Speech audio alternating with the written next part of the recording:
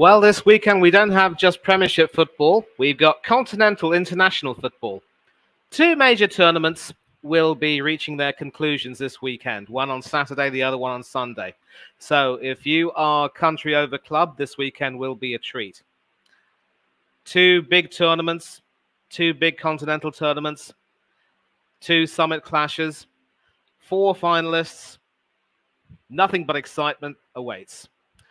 We shall be previewing both the AFC Asian Cup and the CAF African Cup of Nations finals here on the Coach's Corner. And when I say we, it means me and another special guest. And as always, you know the drill. You are welcome.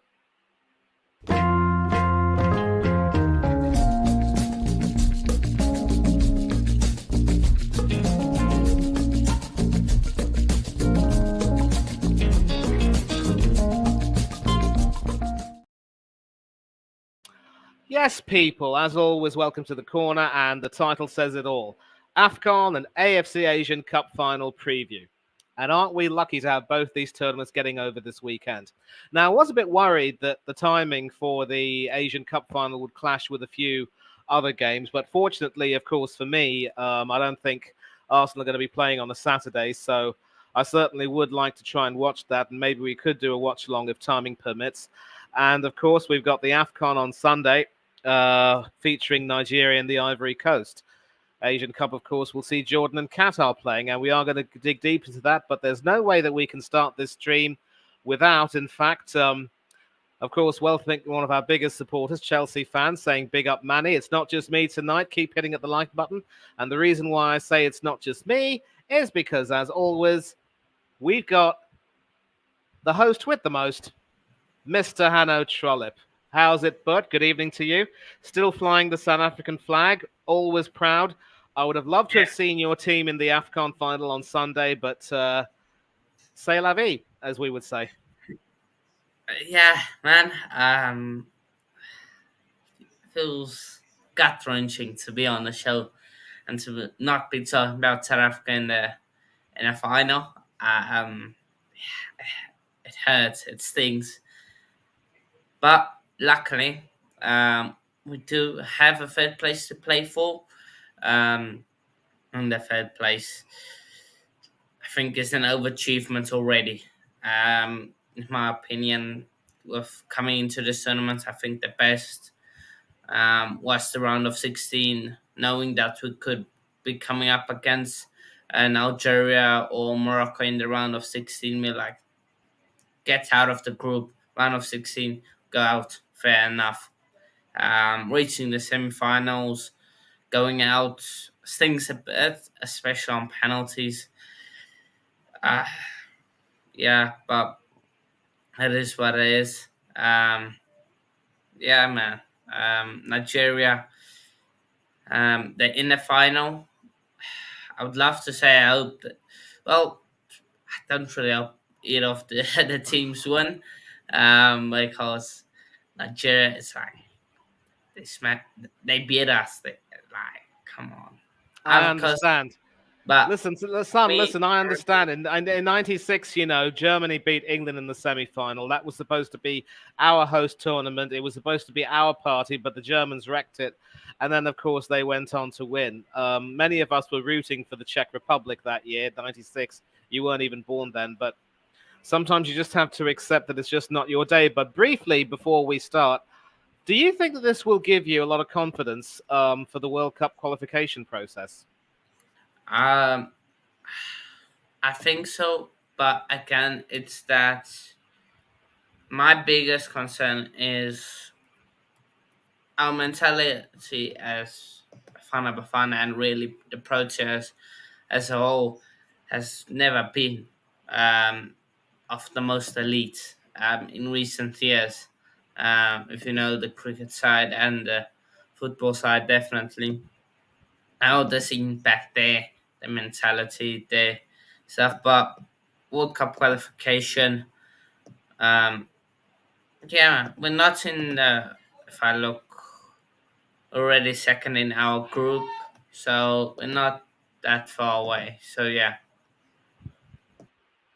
Okay, well, without further ado, let's of course start this stream. And we're going to start this stream first of all by asking this rather pertinent question.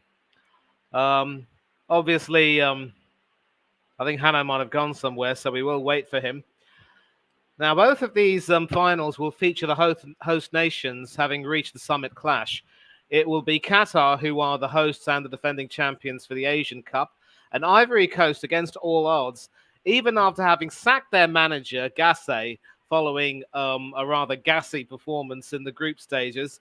They ended up reaching the final against all odds. Now, we talk about the home support sometimes being a little bit of it can in some ways be a crumb of comfort. In some cases, it can just add to the pressure. One memory I have of watching an Asian Cup is that in 1996, when the UAE hosted it, and bear in mind, the UAE haven't really had too much of a footballing history. They did qualify for the World Cup in 1990, but that was pretty much as good as it got for them.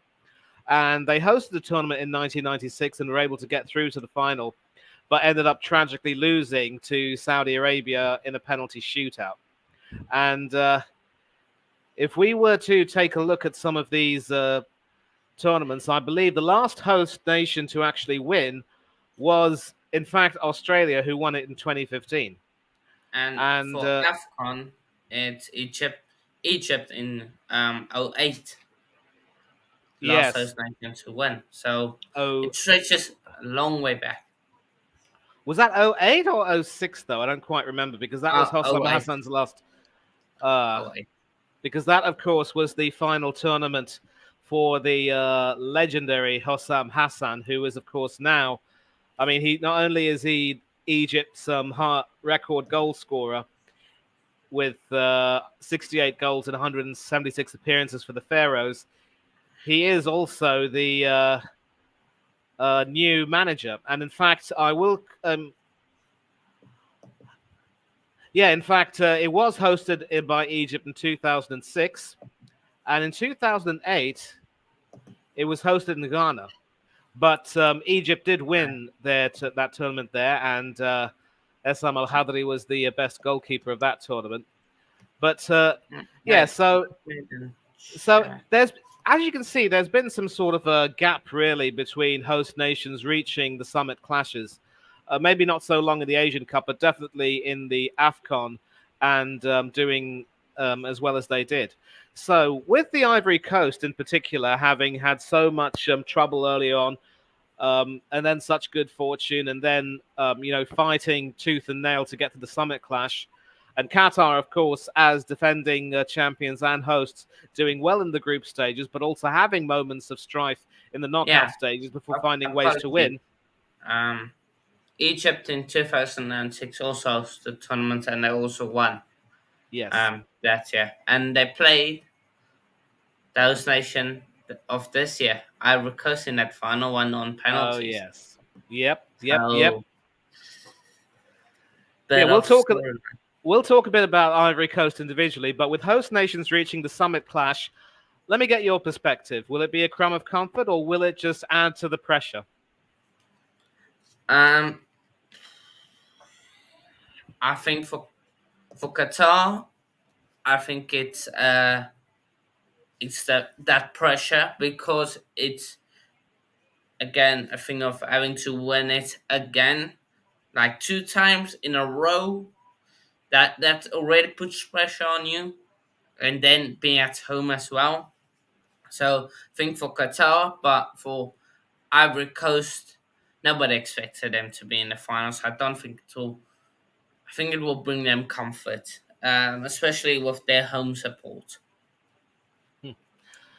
Well, we will see about that. And of course, we will, of course, start by previewing the Asian Cup final, because that, of course, will be starting first. It will be Jordan against Qatar, to be taking place on Saturday, the 10th of February, tomorrow, 3 p.m. UK time, 6 p.m. local time in Doha at the Lusail Stadium. And that will be, if memory serves me right, I want to say 4 p.m. over in the African continent. How far are you ahead of the UK time? 2. Oh, so it might be 5 o'clock then, huh? I think Ivory Coast are in sync with. Yeah, so Ivory Coast, this will take place 3 p.m. UK time for them, I believe. Um, for Well, yeah, Ivory Coast. so you might need to just take a look at the local time for the Afcon and make sure you correct that. But I think I've got the local time spot on for the Asian Cup. And of course, Yeah, this one we'll see. Yeah, Afcon is the same as the UK time. Okay, so then problem solved. Yeah. All I can say is, Bayadanki, you've really helped me. And I will, of course, take the liberty to share a special preview for the Asian Cup final because, of course, the BBC, in their infinite wisdom, have not really been willing to provide coverage of this tournament, despite the fact that there are several Premiership stars playing and a few Premiership stars in the likes of Minamoto for Japan and Jahanbakhsh for Iran. But this is where we're at. The Lusail Stadium, which played host to Argentina and France for the World Cup final barely 12 months ago or thereabouts, will now be playing host to Jordan against Qatar in yet another all-Arab clash. Jordan are aiming to win the Asian Cup for the first time. In their first final, ranked 87th in the world, they stunned the South Koreans 2-0, making sure that Jurgen Klinsmann's luck ran out. And the head coach of Jordan, Hussein Amuta, saying the match is very important and it may witness the first major title for Jordan football. And there is a precedent because Iraq also were able to win the tournament, which was hosted in Lebanon, if memory serves me right. Or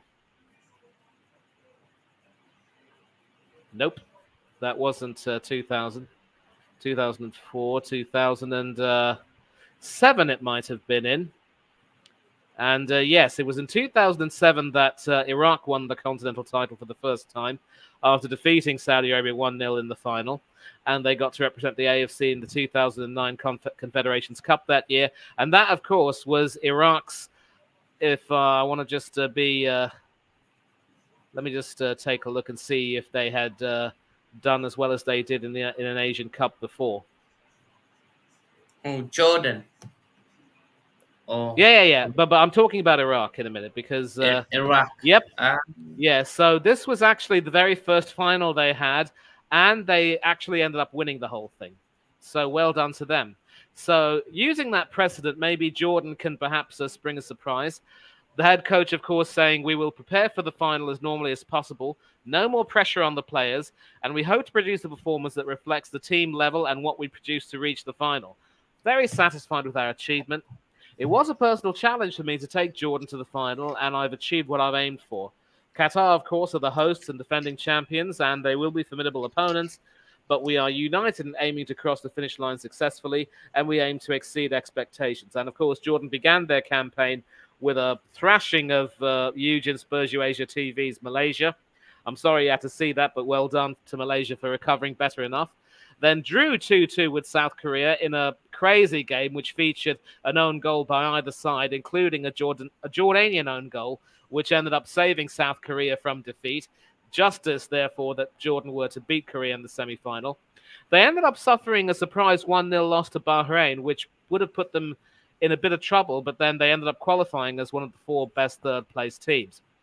In the round of 16, they looked to be on their way out against Iraq, but then goals in the 5th and 7th minutes of added time at the end of the second half gave them that dramatic, magnificent 3-2 win. And then they beat fellow shock merchants Tajikistan in the quarterfinals 1-0, thanks to a Tajikistan own goal. Fortunate there, perhaps. But then, of course, there was that fine win over the South Korean side, ranked 64 places above them. I believe they were world ranked number 23. And, of course, that Korean side included Heung-min Son and Hee Chan-hwang, who are both playing in the Premiership. As for Qatar, they're aiming to be only the 5th nation ever to win back-to-back Asian Cup titles. And, of course, the first hosts to win the Asian Cup since Australia did it in 2005. They progressed with a maximum 9 points after wins over their group stage opponents, but had to come from behind to beat Palestine 2-1 in the last 16. They did gain a penalty shootout win over Uzbekistan in the quarterfinal, And in their semi-final against Iran, a shock win over Team Melli, it has to be said. They actually went behind 1-0 through an Azmoun goal, but then equalized through Abdul Salam and took the lead through Akram Afif in the 43rd minute. Jahan Baksh, of course, scored a 51st minute penalty, but then Abdullah with an 82nd minute winner and then stoppage time sending off for Iran pretty much sealed Team Melli's fate and sent Qatar through to the final. And as far as the Qatar head coach, Marquez Lopez, is concerned, he says that there will always be pressure in the final, especially against a team that has performed well throughout the tournament. But Qatar are here with the same courage and determination, aspiring only to win. That's what matters the most to us. We're facing a team we highly respect, and I'm confident that all my players are more than capable and deserving of playing in this tournament. We are determined to compete fiercely. Or you could say compete completely fiercely, if you like, and play our best to win. Second place will not be enough. We want to be the best in Asia. A fat lot of good being the best in Asia did at the World Cup, it has to be said, given their group stage exit. But as you can see, you take a look at a couple of teams who also had their share of good fortune to get to the final of the tournament. And obviously, the thing about international football and why I love it, I don't know how much you love it compared to club football maybe, is because when you have that much emotion and you're playing for something even bigger than yourself, your family, your compatriots, your close mates, or what have you, especially, if you're playing for your country, those with whom you studied in school growing up, that really weighs heavily on you. And in some cases, it can inspire you to really do more. And while some cynics might say it may be down to luck, others might also say it's due to, in some cases, the never say die spirit that some of these teams possess. And certainly in Jordan's case, having to come back from the dead to beat Iraq in the round of 16, they really showed that they had the fight and the will to win. Maybe they wanted it more. So when you take a look at both of these teams, just at a glance, because I don't think you're able to watch coverage of the tournament, while I at least have, what observations would you necessarily make about either or both of these teams? I think Qatar are just a well-oiled machine. Um, they have been tested the odd day in some games, but not many. If I just bring up their games, yeah, of course, I think the biggest game they got challenged in was really the Tajikstan game, where they, oh, then again, also not really, but so they haven't really been challenged. I think Uzbekistan in the quarterfinal was the biggest one alongside Iran, but yeah, man, Don't Iran. forget Palestine. I mean, Palestine also, I really, really loved seeing them play and the spirit they showed. And let's not forget, Palestine took the lead in the first 40 minutes, only to be pegged back by a stoppage time, half-time goal. And, they, I think yeah. I think the biggest game they were tested in was Iran Maybe, because yes. it was such a difficult game of what people were saying. They were outplayed in that fit for for much of that game in the second half. So that just tells you the big story. But home tournament against Jordan, massive big up to them. If not even many people thought they would get out of the group, um, maybe need to look back at our predictions. Um, I think I had Jordan third. Um, I don't know, but uh, yeah, it's madness. Need to look back at our predictions to talk about Jordan and how they came here, and even they just have this never say die attitude. Jordan beating both Korea, Tajikistan, Iraq, of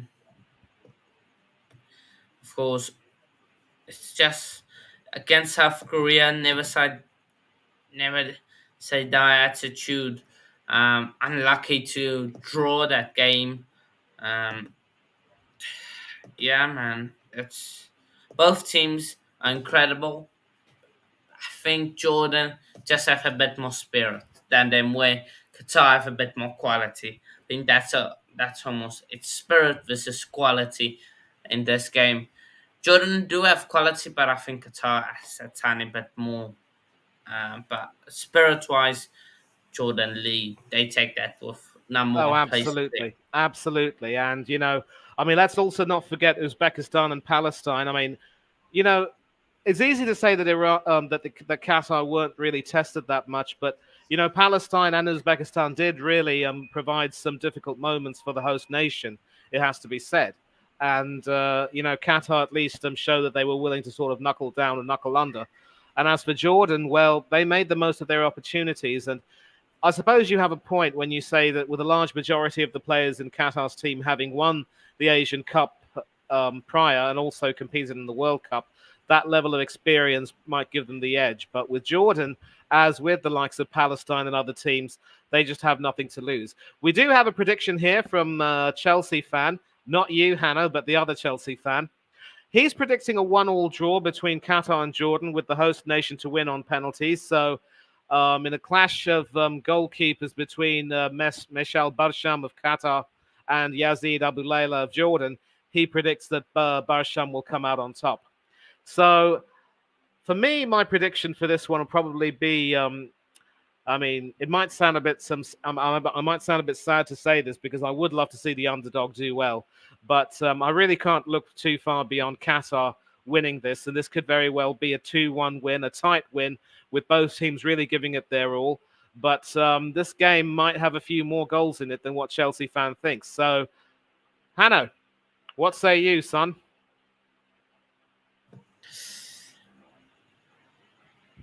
Hmm. I think Jordan would. I think Jordan will win this game.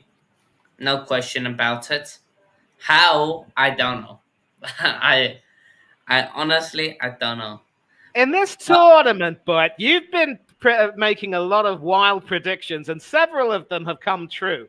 So I'm going to look at you right now. If we could clip this, we would, but you might possibly end up we coming up can trumps come back again. to this. We can come back to this when I'm right, of course. When If I'm you're correct. right, we'll see about that. Yeah, all right. But no, look, Qatar. I think the pressure will come to them. That's the main thing. The pressure will come to them, and pressure and Qatar don't go hand in hand. We've seen that in the past. Oh yeah. This Jordan, absolutely nothing. They don't. Well, they there's not necessarily huge amounts of pressure, but they still want to win. That's a big pressure. It's a final. That's so there, but that's not that expectation. That's a big thing. So Jordan definitely won it. Jordan, ooh,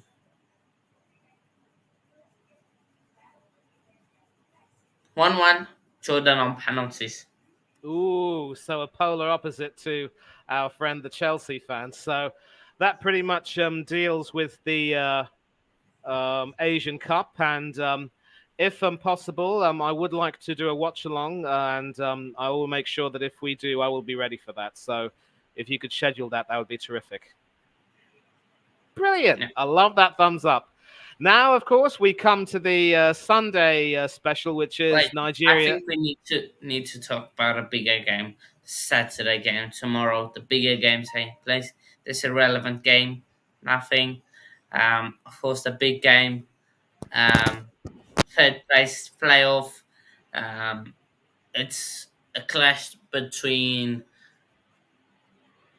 DR Congo, probably one of the two-time African Cup of Nations champions against one-time African Cup of Nations champion South Africa. Absolutely brilliant. both teams played so far this tournament. Unlucky not to be in the final. Um, and yeah, this game, of course, they are Congo missing out through a one a loss to Ivory Coast. South Africa going out on penalties. I think both teams won't have any, or just take this as a normal game. If you win, you win. Um, I'm gonna go 2 2-1 South Africa. 2-1 South Africa. We should be beating DR Congo. First, Yeah. but DR Congo, I believe, in uh, do we have them in our group? Oh no, we don't. But we do have Nigeria on the third of June, 2024. Match day 3 of the World Cup qualifiers. They currently set third, and well, we are second, a point above them in the World Cup qualifiers. So that could be a bit of revenge there. But of course, I've got my eyes set on Nigeria, the 26th of March. So yeah, but this game 2-1 to Bafana take that third place. Big overachievement to whoever wins this game. But Yep. it is what it is. Yep, I'll be going for a 2-0 win for Bafana. 26th of March is, of course, my birthday, so you can bet that I will be behind your boys. I do apologize, of course, for not preparing a banner for that, but No we worries, did. nah. We did. It's a subtopic, not one of the main ones. And now we will come to the 18-1 Nigeria against Cote d'Ivoire. Sunday, the 11th of February, 8 p.m. UK, 8 p.m. local time. And of course, both of these teams actually won the tournament 2 years apart. The Super Eagles won it in 2013. Ivory Coast won it in 2015. And since then, neither of these teams were able to reach the final. So it's the first final for both of them since that time. And you can bet that that will bring a lot of pressure in that particular aspect, because they will be expected to take this chance and deliver, because you never know, especially given that the Super Eagles failed to qualify for 2015 despite being champions. You can just tell it's now or never. And you can keep talking more about it if you like. Yeah, but I also think it's now. I think it's now or never for both teams. If you look Nigeria, of course, problems 2 months ago now. Looks like a real new team. Of course, big questions around Victor Osimhen. Only one goal after having 20 plus shots. Uh, fraud, but we digress. For Ivory Coast, sacked their manager after group stage, after what was a 4-0 loss to the same team in the group stage. The Super Eagles 4-0 in the group stage. Now sacked their manager, or the manager left. Interim has taken him all the way to the final. Massive shout out to him. I believe 2-1-0 wins in both games, in both the knockout. Well, 2-1 against Mali. So yeah, and 1-1 against Africa. So not one goal win both games. So yeah, but big game. This I don't know which trades. Yeah. And I suppose you have to say that on form, Nigeria might be at least marginally the better team, with a lot more players doing well. Several players in that Nigerian squad who are expected to play a big role haven't really have been allowed to be involved. I did mention backstage that the former first-choice goalkeeper Francis Uzoho has been sidelined in favour of Stanley Mwabili, who I believe plays his club football over in South Africa. I don't know if you ever got to see him play in the South African League. Don't watch the South African League, so yeah. People might come at me, but it's a dead league. It's And of like course, yeah, go ahead. who who watches the who watches the I don't I if you are someone from Nigeria, do you watch every Nigerian game? Because in Nigerian league game, if they even have a league game, so people might come at me, but it's like, what do you want me Yeah, to watch yeah, Premier League and this? No chance. yeah. I guess it doesn't really help that most of the country's best players do not play in the local league, but that's something, of course, to talk about for another day. And I think we've already got some predictions. We've got a newcomer to the channel who I think clearly is backing the Super Eagles. But Chelsea fan here saying that Ivory Coast should nick this 1-0. But I was actually about to talk about, the form. If you take a look at the Nigerian form, I mentioned that several of their much vaunted stars haven't been Musa, who is, of course, Nigeria's most capped international. I don't believe he's had much of a role to play in this tournament either. And yet the team with William Truce de Kong as captain and several other players like Iwobi and Lookman and a few others have really, done well. I mean, Adamola basically saying, "Look, man, here I am." I had to do that, you see. And as far as the Ivory Coast are concerned, they reminded me a lot of South Korea. Nothing but good fortune. You could say that they were buoyed by the home support, but I'm going to stick my neck out and say that this could very well be the stage where the Ivory Coast's luck runs out. 2-0 to the Super Eagles. It could be either Lookman or Iwobi scoring, or maybe someone else. I'm not too sure. But I really can't see the Ivory Coast, especially given that, as you mentioned, they were thrashed by the Super Eagles in the group stage. I definitely cannot see them raising their performance to beat the Super Eagles. Of course, Chelsea fan believes the Elephants will have their day. He disagrees with me. What say you? I don't like Nigeria or Ivory Coast being in this final, especially in Nigeria with the fact that they of course beat us. But Ivory Coast just it doesn't seem like they even deserve to be in the final. So yeah, Primal, I'll send you the link. Of course, Nigerian fan, might as well drop you the link. We'll drop it there. There you go. But this game, Does he want to come on the stream and chat, or what's the story? Yeah. Okay, cool. I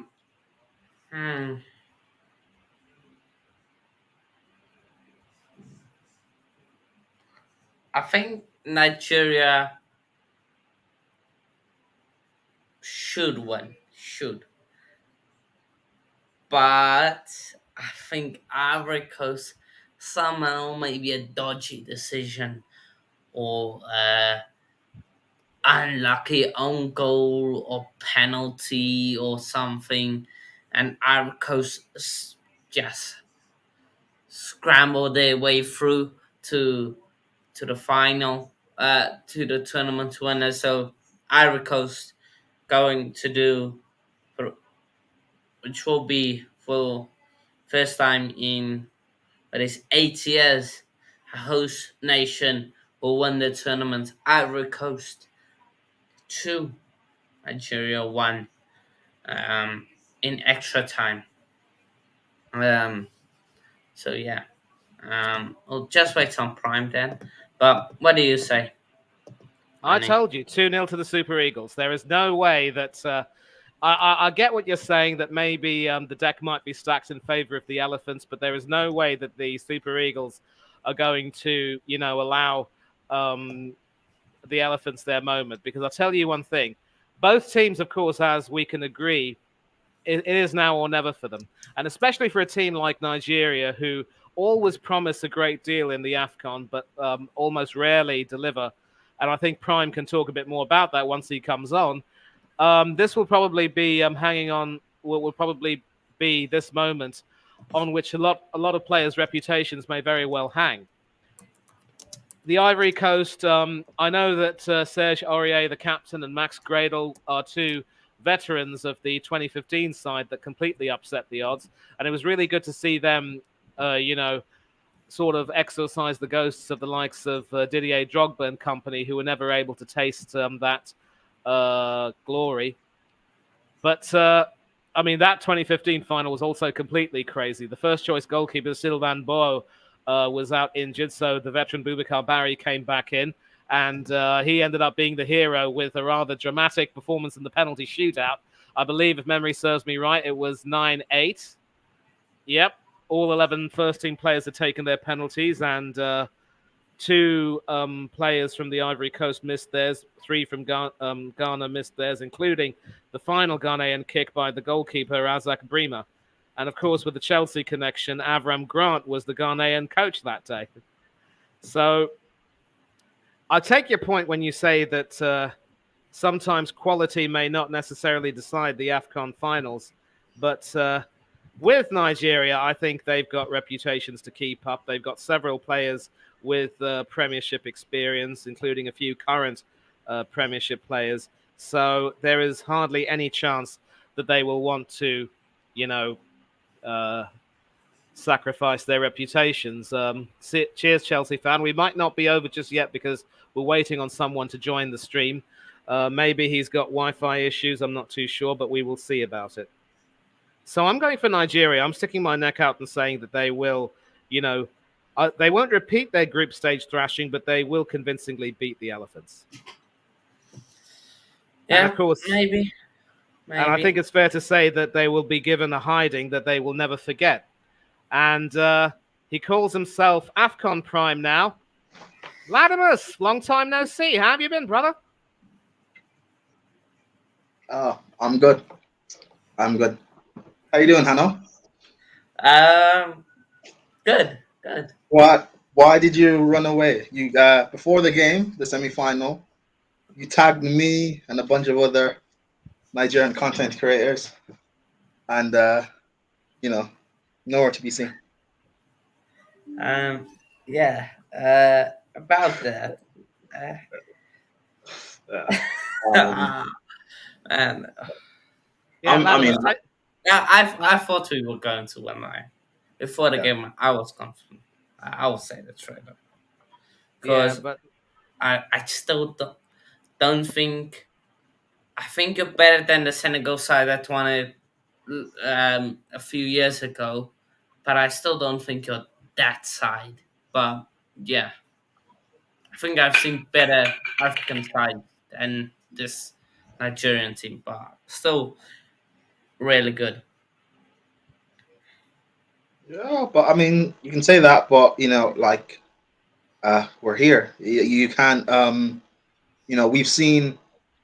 For a Chelsea example, when we won the Champions League in 2012, there have been better Champions League sides that have won it. Sometimes it's just about getting it done. The fact that we're here, I didn't expect us to get this far going into the tournament. I thought we wouldn't make it out of the group. If you look up to the run-up of this tournament, we had a 37% win rate. I think we had lost our last 5, or only won one of our last 5 games going into this tournament. We had conceded first in our last 5 games. Defense was all over the place. Our first choice goalkeeper, Ozaha, he's just shambolic.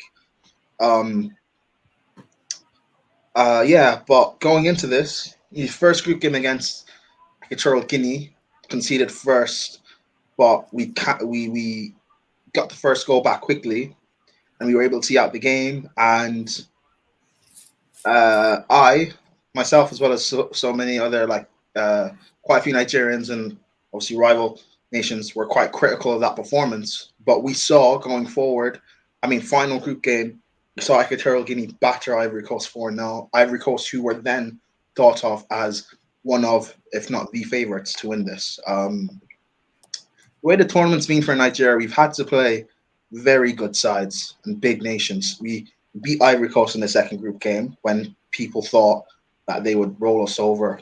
We beat Cameroon in the round of 16, even though, yes, Cameroon have had their own problems, dealing with Onana and injuries to Abubakar, but I was quite fearful because Abubakar, he came back for that game, and I was of the thinking of if he comes on 15 minutes left to go, we know what his record is at AFCON. He could step up, he'll get a goal, and all of a sudden we could potentially be out.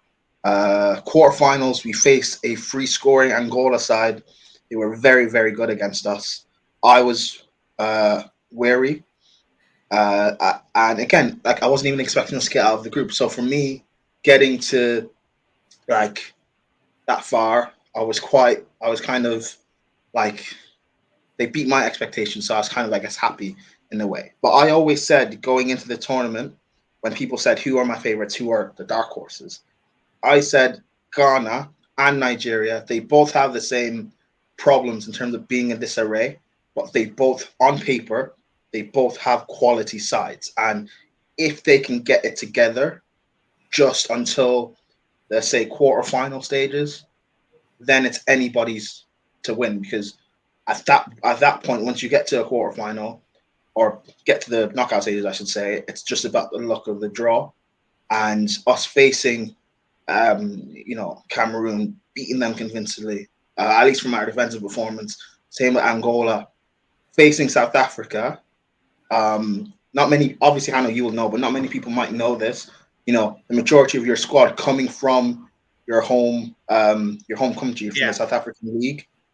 That means a lot of them have all played together. They've got, maybe you can say they don't have the quality of the African players who play in the European leagues, but they've got the chemistry. And us, especially in the first half, being dominated in midfield, but then being able to come back and recover that. And, the game should have ended 1-0. We give away a penalty stupidly late on.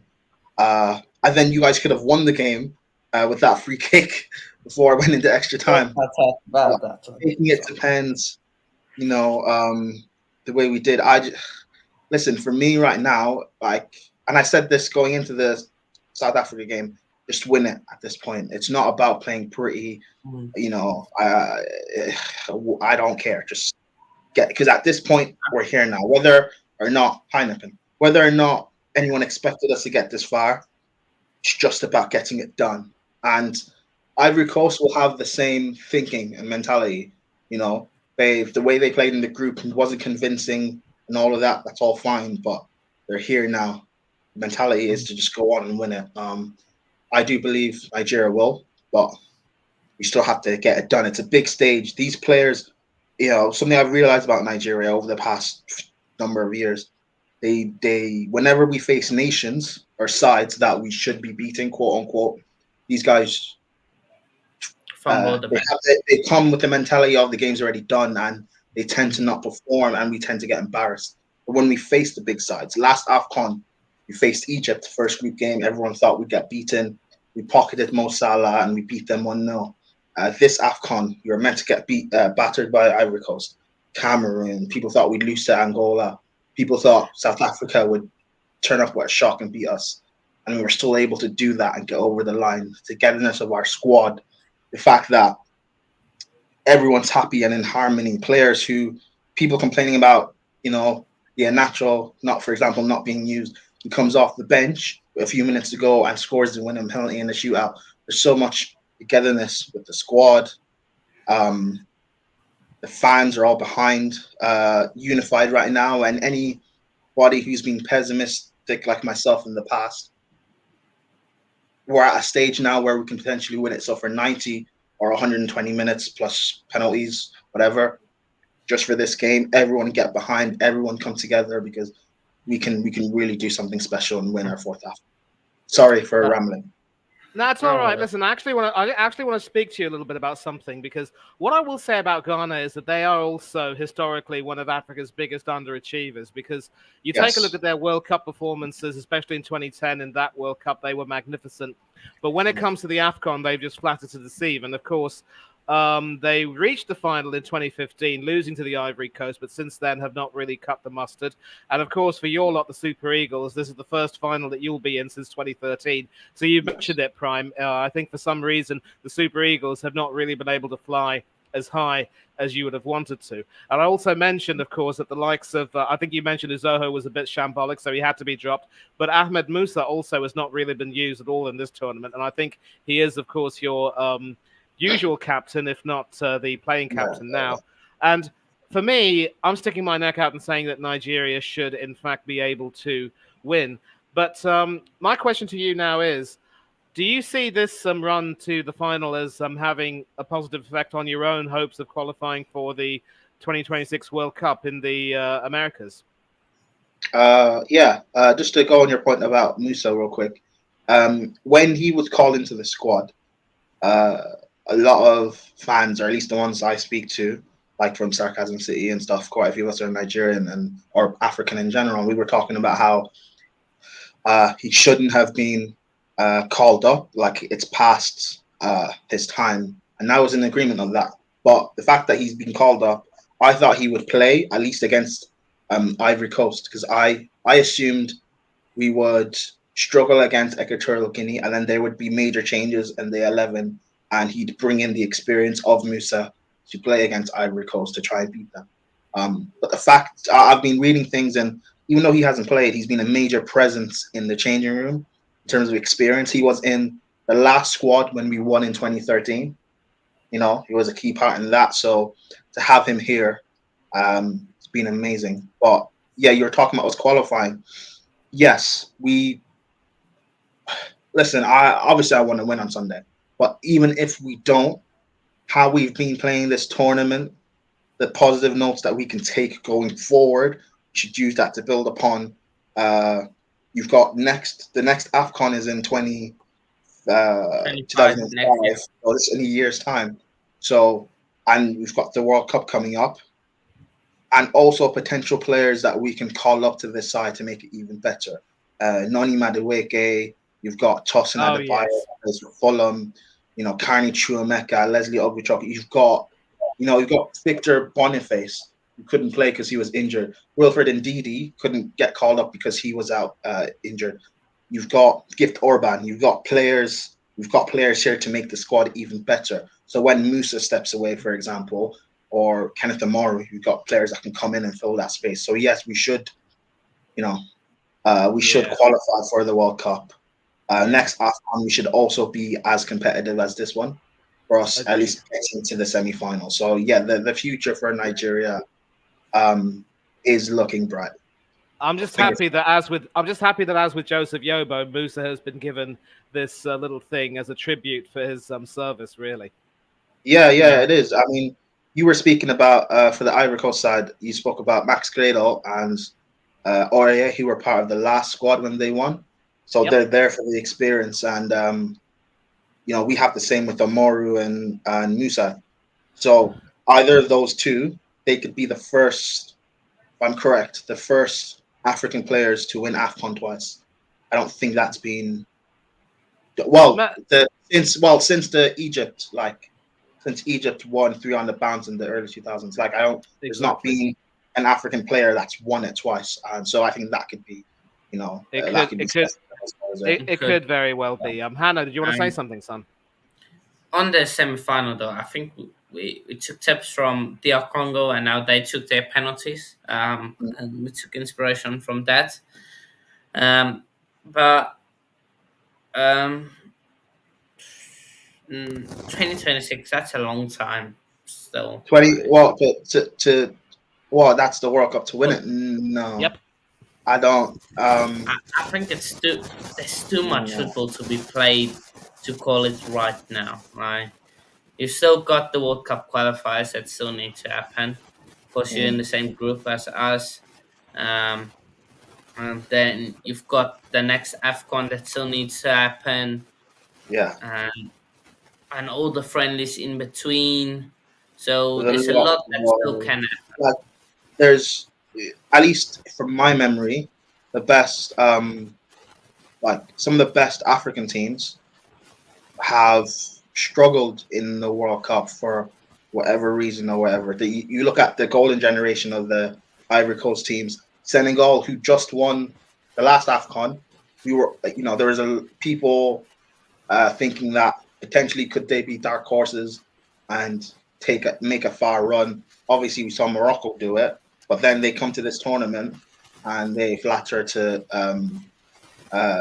deceive. So it is hard to predict, but I would love it. I would love it if we can potentially do something. I think that's a big step too far.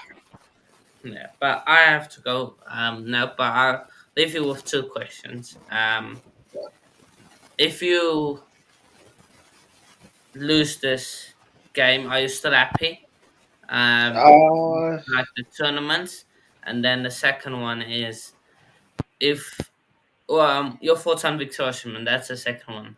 Victor Osimhen, and then if you lose this final, like it was unexpected to get there, even, but you are there. You expected to at least get something to win it right now. Is it still a disappointment or not? When we got to the semi-final, facing South Africa, and we saw the teams that were left, the nations that were left, I said matter of factly, not. Oh, Hanno's gone. I said on a positive way. I just said matter of factly, we're the biggest nation left in it. We've won 3. We're the biggest nation, and on paper, we have the better quality of players. We need to just go on and win it. It's just 2 games left. Don't care how it's done. Just get over that line. Whether or not we were expected to get this far or we were seen as favorites is redundant because we're here now. And I compared it and I said, if this was Ghana in our position or Egypt or whatever big nation, I would expect them to go over the line. Just like if it's, FA Cup semi-final and it was, regardless of, say, how poor maybe Chelsea have been this season or the past 2 seasons, if we were facing lower league, Premier League sides or Championship sides that were left in the semi-final with us, I would expect us to go win. I would expect it if it was Arsenal or United or whatever. You're the biggest team or nation left. Just do what it takes to get over that line. And I expect us to do it. I do have a good feeling. Like I believe we will win. The Osimhen point, there's been a lot of disrespect towards him and slander towards him. Now, if people have actually been watching our games, he has been very good for us. He's worked his socks off to provide an outlet for the team. If people have been watching, we've been playing a back 5 and then a bank of 4 in midfield. So there's been massive periods in games when he's been isolated up top on his own, and he's been told to be a target man and hold up and wait for players to get up to him to bring them into play. He hasn't always had, or the majority, he hasn't always had the creativity and the chances to be able to score freely. Yes, has he had like a couple of viral worthy misses and whatever? Fine, yeah. But every forward has that, and I get it. People are going to use that to make jokes and whatever. But if you've actually been watching him, he's been a major, major help, and we don't get this far without him.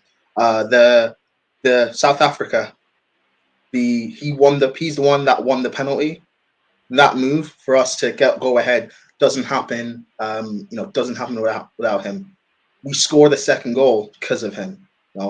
Yes, fine. It was called off because Yusuf gave away the penalty, but he scored that second goal. The pressure, the outlet he was giving. He was injured for that game because 2 days before against South Africa, the guy was in hospital. He wasn't potentially supposed to make it, and he came and played for as long as he did, going into extra time, giving his all. He was brilliant against Angola, again being an outlet. Brilliant against Cameroon. So he's been very good this tournament. He's been brilliant this tournament. It's not all about, again, everyone wants the goals. I would probably have liked him to have scored a few more, but it's like when it's your team, forget about being the best player. I've said this to people. Would you, if we look at, you're an Arsenal fan, an Arsenal perspective, would you rather, who's your best player? Would you rather Saka score 40 goals or would you rather just win the league? You want to win the league, right? Of course, of course, of course. I mean, Exactly, that's all that matters. it goes without saying, really, and you pretty much hit the nail on the head. And of course, if Osimhen were to win with Nigeria, he'll have one thing that I don't believe Mohamed Salah has. And, Salah's definitely one person who has been, also accused of being a fraud, although, to be fair to the poor bloke, the injury hasn't really helped him. And he did save Egypt's backsides collectively against Equatorial Guinea. So there's always a lot of pressure on these African stars whenever it comes to playing for the national team, whether it's in an Afcon or World Cup qualifying. And I think I take your point definitely that Osimhen maybe needs to be cut a bit of slack. If he's able to win, of course, then he has some silverware under his belt. He can go back to his club and then continue to do as well as he can. And I don't care what anyone says. He's not coming to Arsenal. There is no way in the world that Arteta has anywhere near enough clout to get him to come to our part of London. He could join your lot, though. I don't even think he suits Arsenal, to be fair. I think the way your style of play is, like, Tony would make more sense. Even though I believe Osimhen is the better player, but for your system, I think you guys should go for Tony. Yeah, we probably should. And, of course, Tony will leave Brentford at the end of the season. But, of course, now... I think what Nippon was mentioning is something like a semi-final, something similar to what Morocco did. It'll be hard to see because, there are going to be more teams in this version of the tournament. I mean, I think it's absolutely ridiculous when you make it so bloated and inflated. You're asking for a lot of trouble. It was a lot better, mind you, when, as with the Asian Cup and the Afcon, as we're seeing now, we had 24 teams, 6 groups of 4. Top 2 from each group, 4 best third place finishers, and then you could see, more and more quality performances coming in. I believe that, and also more upsets as well. The fact that it's been made this big, so maybe that's what they're, that might happen in 2026. Like you get more chances to have more upsets. Listen, I would love for Nigeria to make it like that far. I'd love any African team in general, to be fair, but I'd love it if it was Nigeria to maybe make it that far. But let's see what, let's win the final on Sunday first. Let's play that. And what's your score prediction? I haven't given any score predictions for Nigeria. So Come on, stick your neck out. I'm going 2-0. Just win it. I'll be so honest. I don't care. Just win it.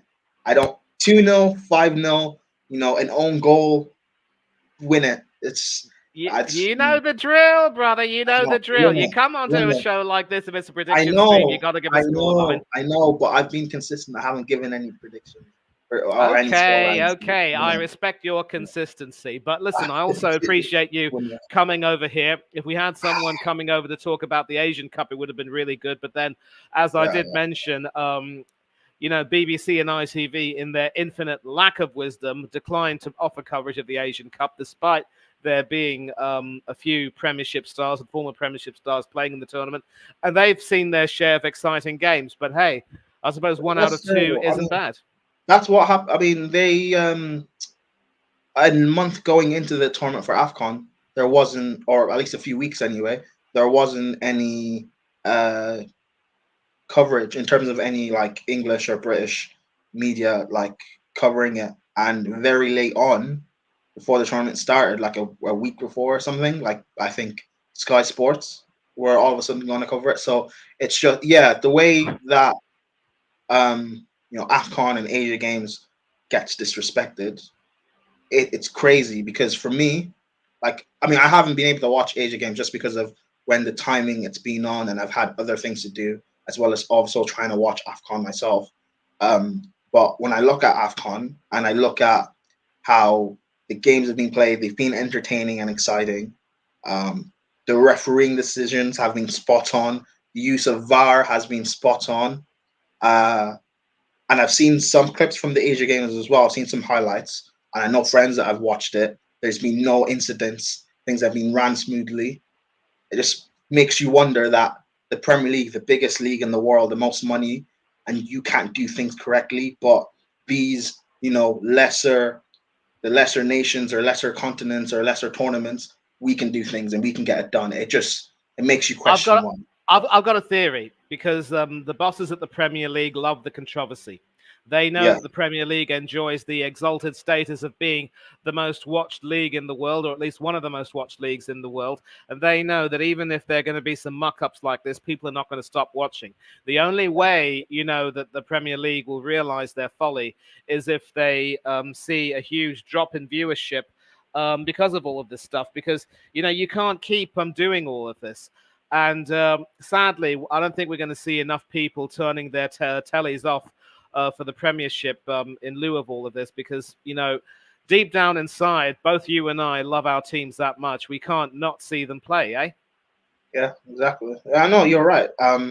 Which is like, at least for me, when refereeing decisions like happen against Chelsea or for Chelsea or whatever, or against other sides or rivals, I don't really like to speak on it or complain about it, because it's always just going to happen. And unfortunately, not enough people, not us fans, we're not going to make enough of a stand to say anything. You'll have Chelsea fans that will complain if things go against us this week.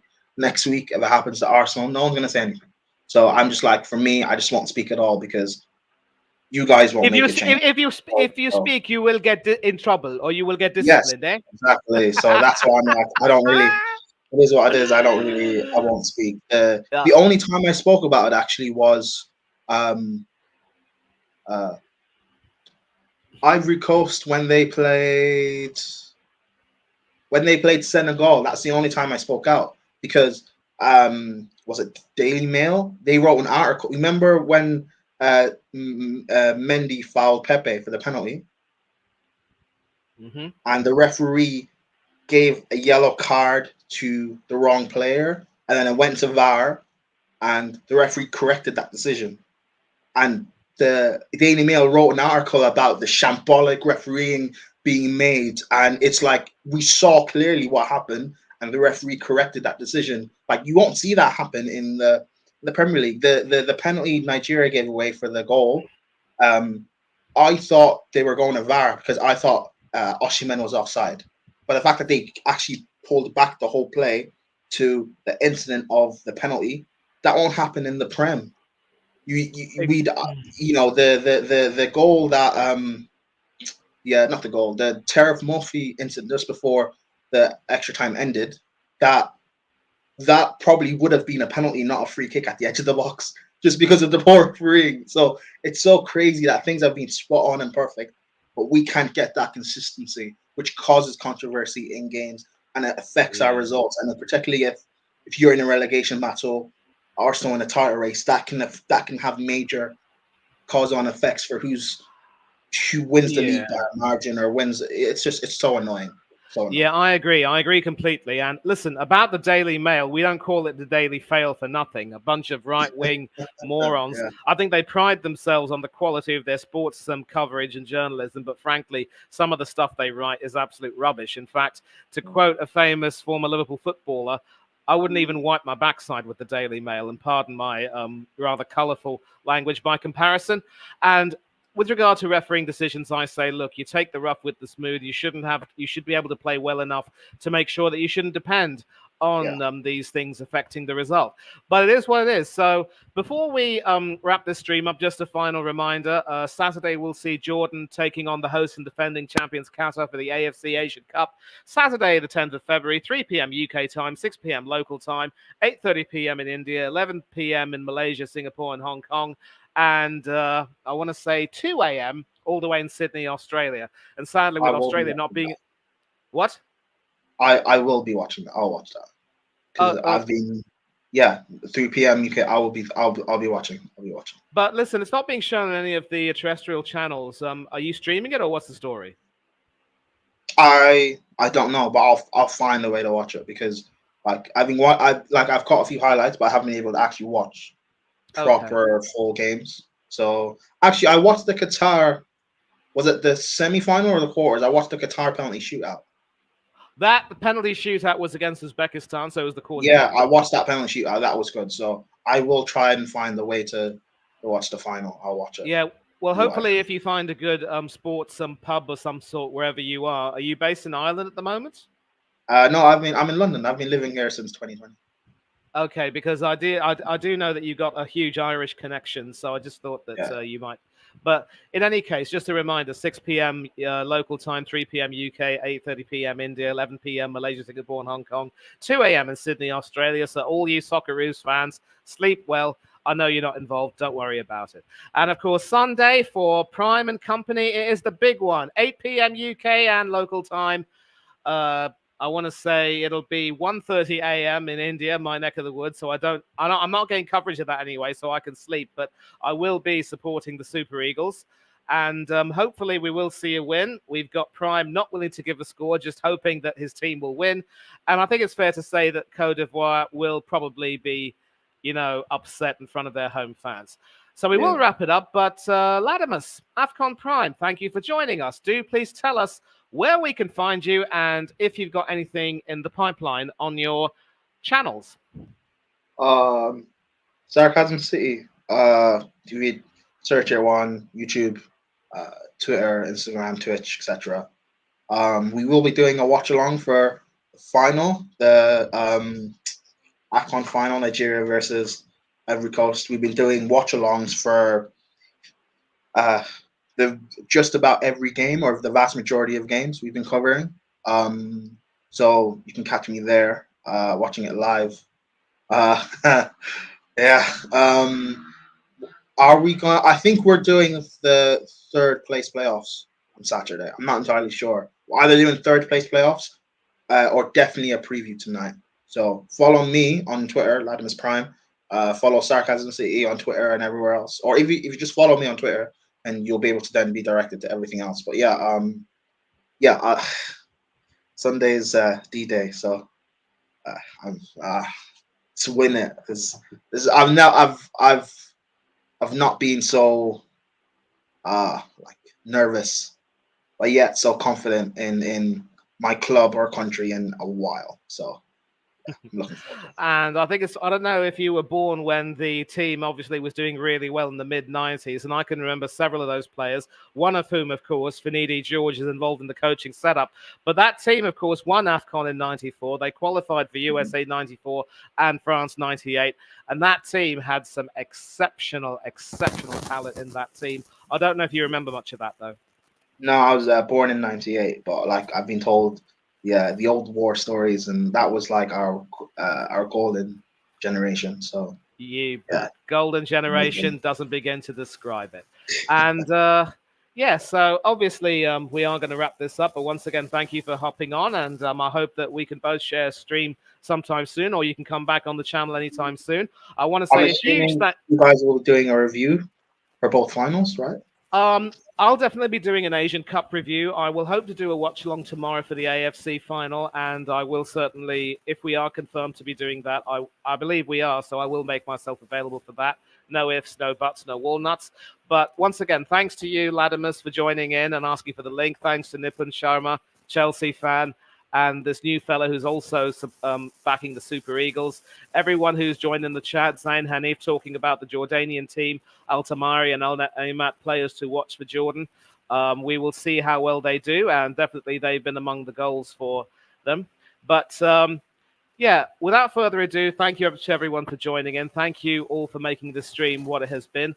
We will definitely catch you over the weekend and certainly next week. Until then, enjoy the weekend, whether it's Premiership or international football or any other sport that's going on. Do please enjoy yourselves. And until then, from Latimus, Hanno, and I, don't do anything that we wouldn't do. Be safe, be happy, enjoy yourselves. And for now, we bid you all adieu.